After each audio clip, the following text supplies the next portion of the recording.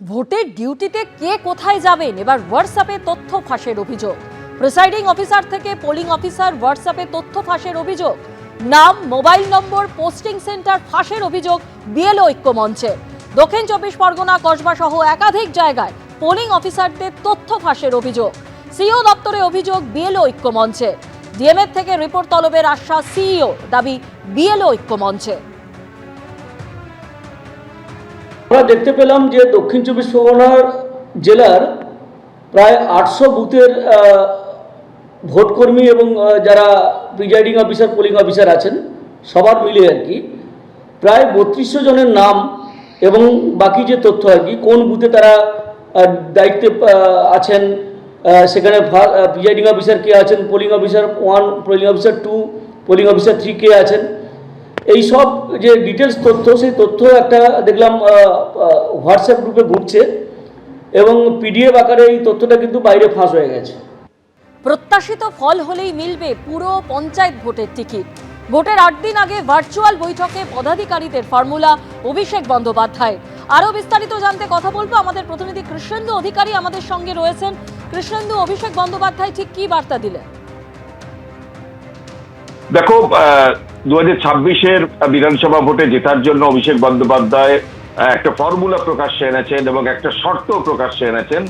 আজকে ভার্চুয়াল বৈঠক করেছেন তিনি প্রায় 30,000 পদাধিকারীদের সঙ্গে এবং সেখানে সমস্ত প্রার্থীরা যেমন ছিলেন তৃণমূলের, তেমনি এমএলএ, এমপি, বিভিন্ন অর্গানাইজেশনের যারা শীর্ষ পদে আছেন তারা তো ছিলেনই এবং অধিকাংশ নেতারা ছিলেন গ্রাম থেকে ব্লক স্তরের। এবং সেখানেই 2026 সালে জেতার জন্য তিনি শর্ত দিয়েছেন যে যে এলাকায় ভালো ফল হবে তারাই কিন্তু আগামী পুরভোট এবং পঞ্চায়েত ভোটের টিকিট পাবে। তুমি জানো যে 2027-এ রাজ্যের পুরভোট 125টা পুরভোট হবে কলকাতা সহ এবং 2028-এ পঞ্চায়েত ভোট হওয়ার কথা।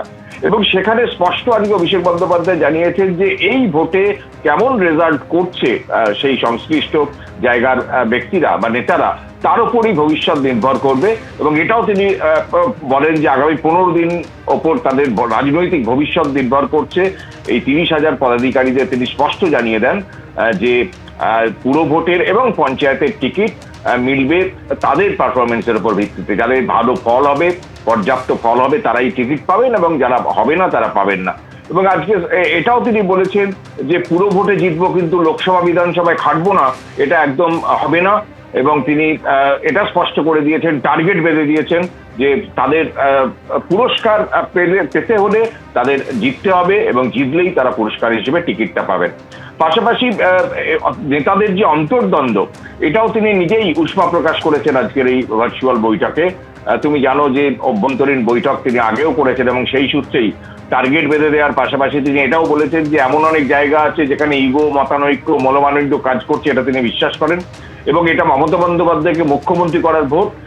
আমাদের অর্থাৎ তৃণমূলের যে শিথিল করলে পরে হাউস করার জায়গা থাকবে না। সুতরাং গোষ্ঠী কোন্দল, গোষ্ঠী দ্বন্দ্ব, মনমালিন্য থাকলে সেটা মিটিয়ে নিয়ে কাজ করতে হবে, একত্রিত হয়ে কাজ করতে হবে, এটাও তিনি বার্তা দিয়েছেন।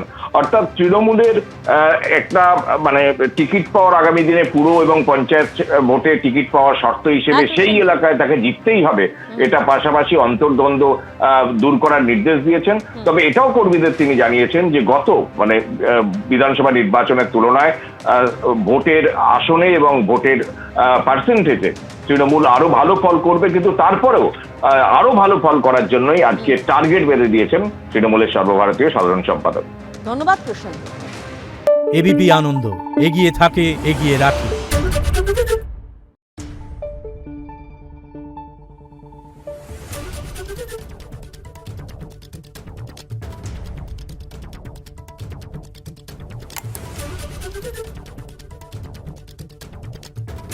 Thank you.